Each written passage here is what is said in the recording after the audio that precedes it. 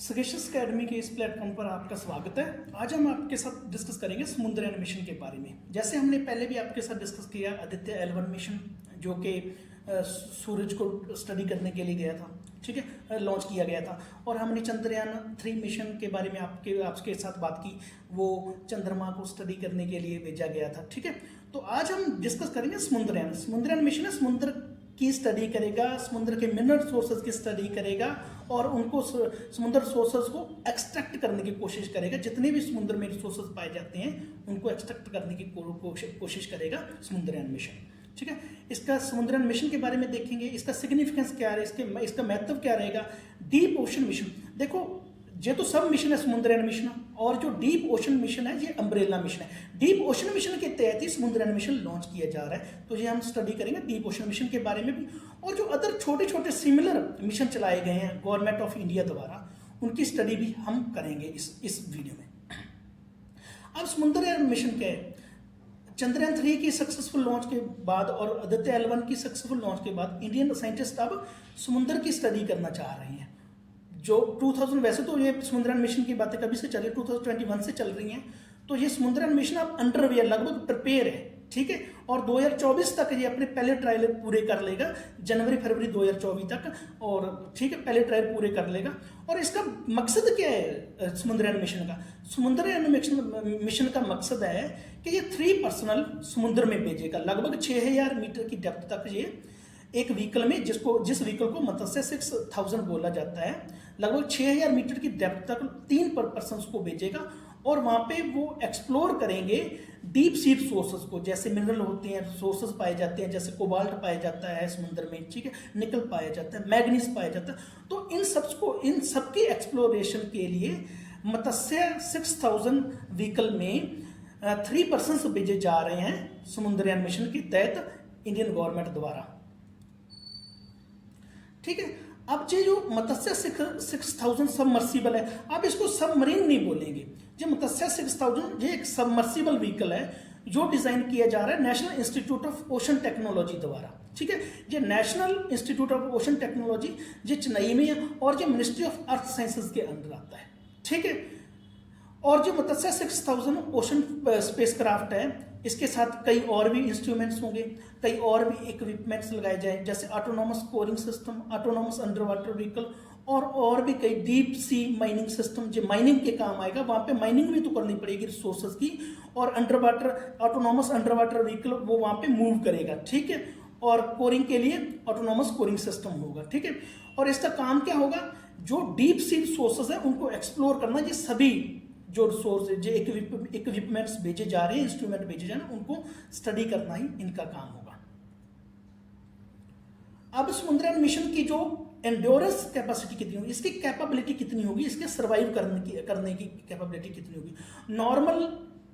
Normal time में तो ये 12 घंटे सर्वाइव कर सकता है, और in case of emergency, in case of human safety, तो ये लगभग 96 आवर्स तक ये सर्वाइव कर सकता है। हमने पहले भी देखा, ठीक है, भी कई बार नीचे जब हम पर्सन्स को भेजते हैं तो वहां पे कई बार कोई इमरजेंसी हो जाती है, तो इन दैट केस जो इमरजेंसी के टाइम में ये लगभग 96 आवर्स सर्वाइव करेगा, और नॉर्मल टाइम में 12 आवर्स, ठीक है। और ये इंडिया का first unique manned ocean mission है। अगर हम कहें, इससे पहले हमने समुद्र में पर्सन्स को कभी नहीं भेजा है, लोगों को कभी नहीं नीचे भेजा है, ठीक है। जो ये first unique manned ocean mission है, ठीक है। और ये सपोर्ट किया जा रहा है डीप ओशन मिशन के तहत, इस मिशन को चलाया जा रहा है। और जो डीप ओशन मिशन है, इस पे लगभग 6000 करोड़ रुपीस खर्च किए जाएंगे। और ये डीप ओशन मिशन है जो सेंटर की ब्लू इकोनॉमी पॉलिसी को सपोर्ट करता है। ब्लू इकोनॉमी पॉलिसी के बारे में हम आगे देखेंगे। और समुद्रयान मिशन, अगर according to ministry of earth sciences, Samudrayaan mission will be completed by 2026। कल परसों हमारे जो मिनिस्टर थे अर्थ साइंसेस के, उनकी स्टेटमेंट आ रही थी कि ये 2026 तक तो पूरा हो जाएगा समुद्रयान मिशन। और ये इसके जो इनिशियल ट्रायल है, जो शुरू वाले इनिशियल ट्रायल हैं, ये हम बे ऑफ बंगाल में, चेन्नई कोस्ट पे बे ऑफ बंगाल में ये हम स्टार्ट कर देंगे अर्ली 2024 में, ठीक है। और जो इसके ये सब इंफॉर्मेशन हमें एम रविचंद्रन, जो सेक्रेटरी है मिनिस्ट्री ऑफ अर्थ साइंस, उन्होंने दी। जो ये तो सेक्रेटरी है एम रविचंद्रन, आप हमें बताएंगे कमेंट बॉक्स में जो हमारे यूनियन मिनिस्टर हैं मिनिस्ट्री ऑफ अर्थ साइंसेस के, उनका नाम क्या है, ये आप हमें बताएंगे कमेंट बॉक्स में। और समुद्रयान मिशन क्या है, अगर समुद्रयान मिशन पूरा होता है, अगर जैसे हमने एंटिसिपेट किया है कि 2026 तक समुद्रयान मिशन पूरा हो जाएगा, कंप्लीट हो जाएगा, सक्सेसफुल हो जाएगा, तो इंडिया को भी उन कंट्रीज में गिना जाएगा जिनके पास ऑलरेडी मैन्ड सबमर्सिबल कैपेबिलिटीज हैं, जिनके पास ऑलरेडी ऐसी टेक्निक्स हैं जो ऑलरेडी ऐसे काम कर चुके हैं, जैसे यूएस, रशिया, जापान, फ्रांस और चाइना। इन बड़े बड़े देशों के में इंडिया की काउंटिंग होनी शुरू हो जाएगी अगर ये मिशन सक्सेसफुल हो जाता है। अब सिग्निफिकेंस क्या रहेगा, सबसे पहले तो हम उन एरियाज की समुद्र में डीप सी में जाके उन एरिया की स्टडी कर सकते हैं हमारे साइंटिस्ट जो अभी तक अनएक्सप्लोर्ड है, जिनको अभी तक ढूंढा नहीं गया है। तो ये सबसे बड़ा हमारे लिए बेनिफिट होगा कि हमारे साइंटिस्ट होंगे, आप पहले स्पेस में गए चंद्रयान 3 के तहत और आदित्य L1 के तहत गए, तो अब क्या होगा, ये बीच में डीप सी में जाके भी वहां पे जो अनएक्सप्लोर्ड एरियाज हैं उनकी स्टडी कर सकेंगे। फिर उसके बाद क्या होगा, वहां से जो हमें मिनरल्स मिलते हैं, वहां से जो कोबाल्ट, निकल, मैग्नीज वगैरह मिलते हैं, जो मिनरल्स मिलते हैं, वो हमारी ब्लू इकोनॉमी के लिए बड़े सहायक होंगे। ठीक है, और दूसरा इसका सिग्निफिकेंस क्या होगा, दूसरा इसका महत्व क्या होगा, it will boost the central government's vision of new India that highlight the blue economy as one of the 10 core dimensions of the growth. जिस सेंट्रल गवर्नमेंट का जो विजन है कि हमें न्यू इंडिया बनाना है, हाँ, सेंट्रल गवर्नमेंट का जो विजन है न्यू इंडिया, उसके तहत सेंट्रल गवर्नमेंट ने क्या है कि ब्लू इकोनॉमी है वो ग्रोथ करने वाले टॉप 10 कोर डायमेंशंस में आती है। अगर आप ब्लू इकोनॉमी को डेवलप करोगे, अगर आप ब्लू इकोनॉमी क्या होती है, अगर हम डीप सी रिसोर्सेज को बाहर लाके उनका सस्टेनेबल यूज करते हैं और उनको इकोनॉमी में लगाते हैं, तो इट मीन्स हम जो ओशन के रिसोर्सेज हैं उनका सस्टेनेबल यूज करके अपनी इकोनॉमी के लिए अपनी इकोनॉमी की ग्रोथ को बढ़ा रहे हैं। ठीक है, अब इंडिया की जो और क्या सिग्निफिकेंस है, जो इंडिया की जो मैरीटाइम पोजीशन बड़ी यूनिक है। इंडिया का लगभग 75 से 16 किलोमीटर लॉन्ग कोस्ट लाइन है, ठीक है ना, और लगभग 9 स्टेट कोस्ट पे हैं, कोस्टल स्टेट है हमारी, 9 स्टेट्स कोस्ट पे लगती हैं, समुद्र के तट पर लगती हैं, और 1382 जो आइलैंड है वो कोस्टल एरिया में है। ठीक है, और इंडिया तीनों तरफ से अगर हम साइड में देखें तो अरेबियन ओशन है, नीचे इंडियन ओशन है, ठीक है, अरेबियन ओशन है, ठीक है, और साइड में बे ऑफ बंगाल है, तो तीनों तरफ से इंडिया ओशन से घिरा हुआ है।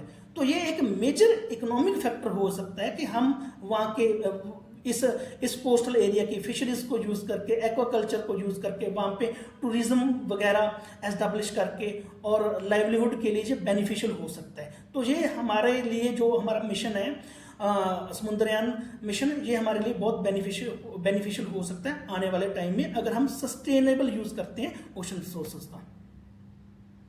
एक बात यहाँ पे आ रही है, हम बार बार सस्टेनेबल यूज ऑफ रिसोर्सेज कह रहे हैं, तो कोई भी रिसोर्सेज हो, चाहे वो स्पेस के कोई रिसोर्सेज हों, चाहे वो हमारे धरती के कोई रिसोर्सेज हों, चाहे वो ओशन के कोई रिसोर्सेज हों, जैसे ओशन में भी मिनरल्स वगैरह पाए जाते हैं, तो उनका सस्टेनेबल यूज करने का मतलब क्या होता है कि उन रिसोर्सेज को इस तरह से यूज करना है, उनका इस तरह से यूटिलाइजेशन करना है कि हमारी आने वाली जनरेशन पर बुरा इफेक्ट ना पड़े। ये होता है सस्टेनेबल यूज ऑफ रिसोर्सेज। अगर हम किसी रिसोर्सेज का, जैसे ट्रीज है, अगर हम ट्रीज का बहुत भारी मात्रा में अगर ट्रीज को उखाड़ रहे हैं, काट रहे हैं, तो हमारी आने वाली जनरेशन पे बहुत बुरा असर पड़ेगा। तो ये हो जाएगी अनसस्टेनेबल यूज ऑफ रिसोर्सेज। तो हमने सस्टेनेबल यूज ऑफ रिसोर्सेज करना है, रिसोर्सेज की भारी मात्रा में हमने मिस यूटिलाइजेशन नहीं करना है। ठीक है, तो यहाँ पे हम देखते हैं कि जो डीप ओशन मिशन में हमने कहा कि ये तो सब मिशन है समुद्रयान मिशन, और इसका जो अम्ब्रेला मिशन है वो डीप ओशन मिशन है। इसका ये अप्रूव किया गया था मिनिस्ट्री ऑफ अर्थ साइंसेस द्वारा 20 जून 2021 में किया गया। इसका काम क्या था कि जो ओशन के रिसोर्सेज हैं, डीप ओशन के रिसोर्सेज हैं, उनको निकालना और ऐसी डीप सी टेक्नोलॉजीज तैयार करना कि जो ओशन के रिसोर्सेज हैं उनका सस्टेनेबल यूज हो सके, और इससे हमारी ब्लू इकोनॉमी को बढ़ावा मिलेगा। अब यहां देखेंगे कि ब्लू इकोनॉमी क्या होती है। Blue economy policy aims to utilise ocean resources sustainably for countries economic growth.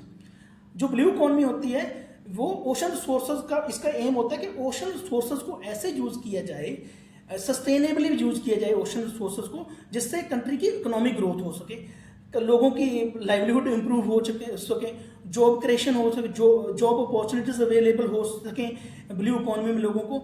और साथ साथ इसका काम होता है कि जो ओशन का इकोसिस्टम होता है उसको हेल्दी भी रखना है। हमने जो रिसोर्सेज हैं ओशन के, उनको भारी मात्रा में एक्सट्रैक्ट नहीं करना है, उनका सस्टेनेबल एक्सट्रैक्शन करना है, ठीक है। ये ब्लू इकोनॉमी पॉलिसी का एम है।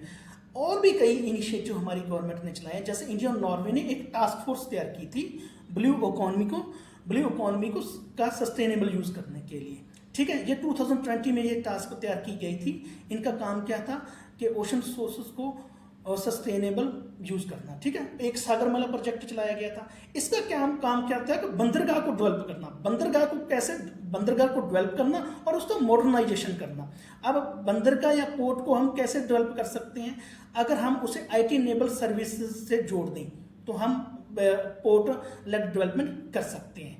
इंफॉर्मेशन टेक्नोलॉजी एबल सर्विसेज से अगर हम पोर्ट को जोड़ देते हैं, बंदरगाह जोड़ देते हैं, तो उसका आधुनिकीकरण हो जाएगा, जिससे हम ओशन के रिसोर्सेज को रेगुलेटेड और सस्टेनेबल उनका यूज कर सकें। यही काम है लगभग सभी ओ स्मार्ट का। India has an umbrella scheme by the name of O smart which aims at regulated use of oceans, ठीक है।